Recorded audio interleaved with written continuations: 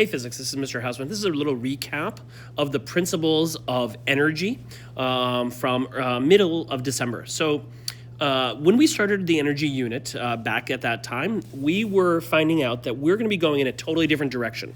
Between now and the midterms, we're going to be working on what are called conservation laws. Now you might say conservation, that's about the environment. But conservation in science means any concept or any quantity that stays the same. Okay, it's about being constant. And you're like, well, wait a minute, that seems very rigid. That's not the way science works, right? There's always change going on. Well, if you define science systems, that means like something like a roller coaster or a pendulum as a system. It's an object and it's bound by this track, right? It can only stay on this track. If you close the system and you do not allow any forces to interact with it, then we will find out that there are multiple conservation laws that apply. And the first one is called energy conservation. Maybe in chemistry class, you remember that the reason why we balanced chemical equations is because there is a concept called the law of conservation of matter or mass, that the total number of atoms that go into a reaction are equal to the total of atoms that come out. Later in the year, we're going to take a look at charge and momentum. A little bit further down, you notice that there's quite a bit of new stuff. These are equations that you may not have seen before. They're pretty straightforward. We're going to practice them in this lesson. And then, right, there's a little bit on the front that talks about what is a system and what happens when the total energy changes. And we refer to that as work. And we haven't had that lesson yet, but this is a good reference page for when we get going. So let's go to page number 2, where the lesson actually begins. So what we did is we did a brainstorming class, and it was, can you name as many possible types of energy? Energy is a huge issue. If you followed recent news events, our government is working with, maybe that's the polite way to put it, with the country of Venezuela.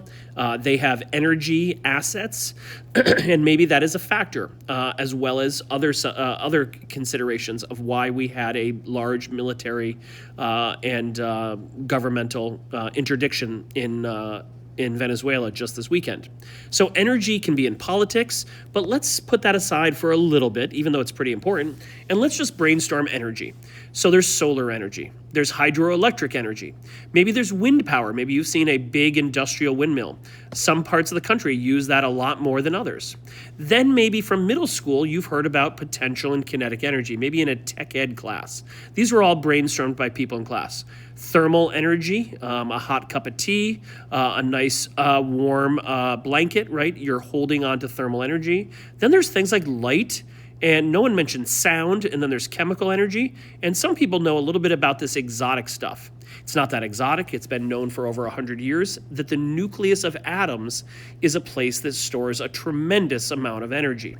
So once you have that list, what we did with it is we broke it into 2 categories. So the 2 categories are, is it mechanical energy, abbreviated MECH, or is it non-mechanical energy? So mechanical energy isn't really a type of energy. Some people came up with that in class. They said, oh, I've heard of mechanical energy. Think of it like a Venn diagram, where if you talk about all of the energy of the world, right, total energy of the world, let me draw that up here. Little glitch with the screen. Let me scroll down a little bit. There it is. Energy. Come on, pen. There we go. And you were to group all of the types of energy into, and I know Venn diagrams are usually with circles, you would break down and realize that there is mechanical energy, that's a subset, and then there's non-mechanical energy. And everything can be divided into one of those 2 subtypes, right? This is all of the energy known in the universe, and it's either mechanical or non-mechanical. Excuse me, MECH. And then, further to break that down, you would find out that mechanical energy isn't really a thing. It's a classification its own, and it includes all types of potential and kinetic added together. So it's almost like a catch-all, or it's a net that captures all of the types of mechanical energy. So one of the types of mechanical energy that our class had heard about was potential energy. Having a roller coaster at the top of the hill has a lot of potential energy. Other people had heard of kinetic energy, when a bullet is fired or when a car is moving down the road, right? Anything that's moving has kinetic energy.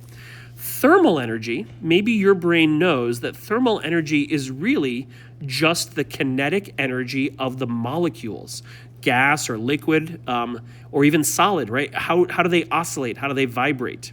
Thermal energy is it's different than kinetic that you're thinking of, like a car moving down the road, but thermal energy is like vibrational kinetic energy. Lastly, someone said, well, what about wind energy? Well, wind energy is just moving molecules due to temperature differences. So it's a type of kinetic energy is what wind really is. It's just invisible to us, and it's in molecules. It's not in large objects.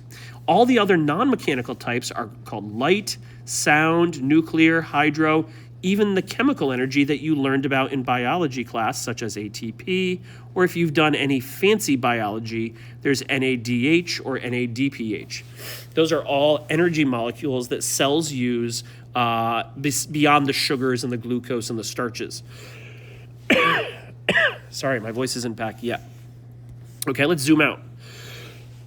A big part of energy is that humans have learned how to harness energy, how to make it turn from one kind into another. And the fancy word for that, while my penmanship is really weak. Now, I can't erase that because that's actually a scan from the original notes I used. If you can't read that penmanship, that's transformations. So transformation means to change from one thing into another. And it's changing one type of energy into another. So a toaster oven has the source of energy, right, that is either maybe solar power, hydropower, maybe it's even chemical energy that comes in on the electrical system.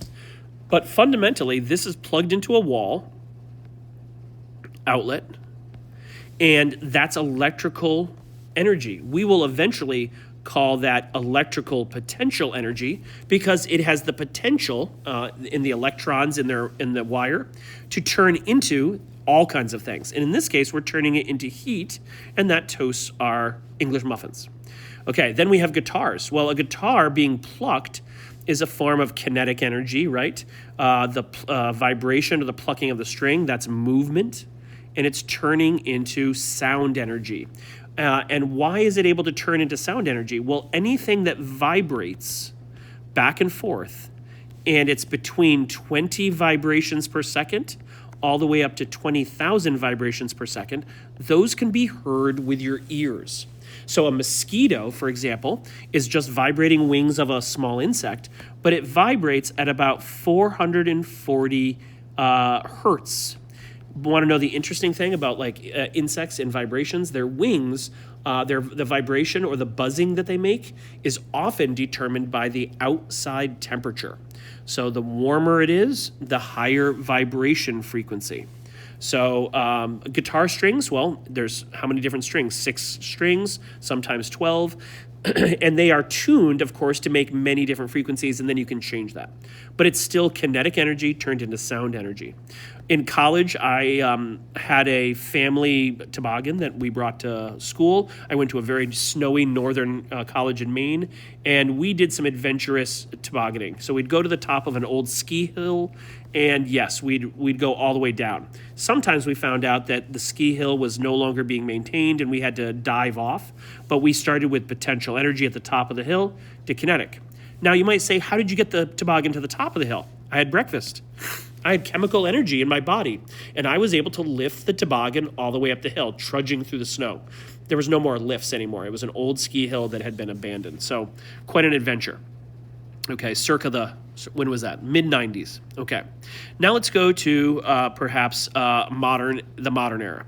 So we all are plugged into most devices. A bit too much some days, right?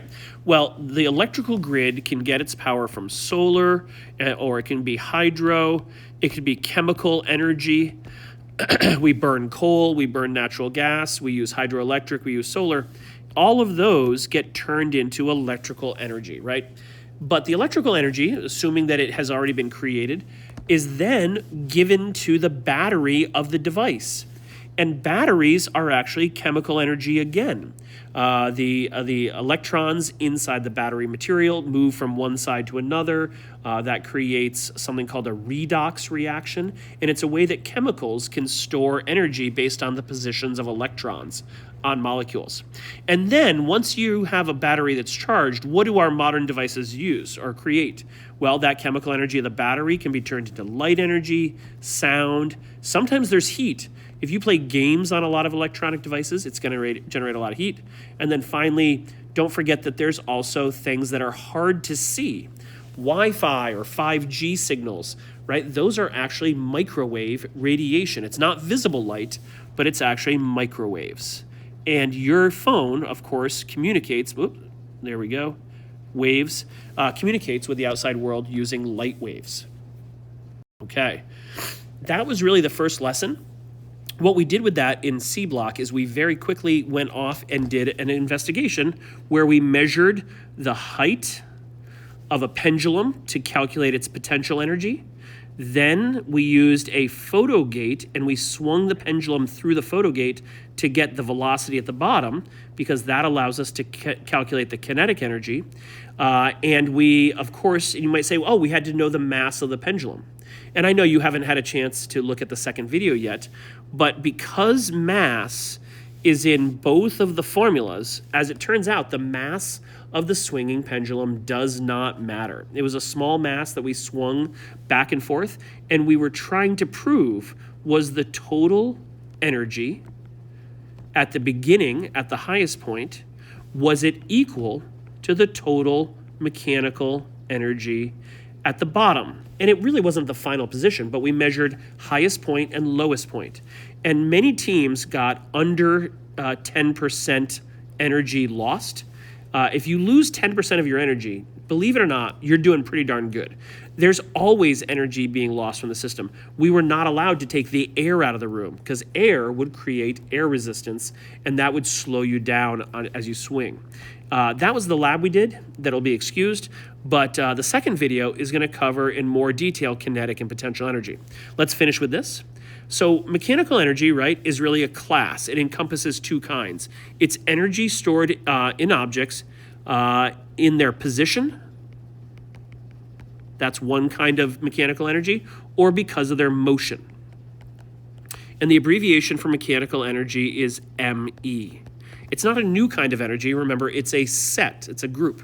And the unit for energy is the joule. A joule is about equal to 4 calories. So it's a very small amount of energy. And TME is a common acronym for the total, because total mechanical energy is the total of all the potential and all the kinetic. It's always a scalar. And when energy is removed from a system, we will do more with this later, then for the system, it will be subtracted. So the only time that energy is negative, right? The only time we get negative energy is when we are losing energy, right? We're losing mechanical energy. And we'll find out that that's called work. Second video has more details on KE and PE. Thanks for watching.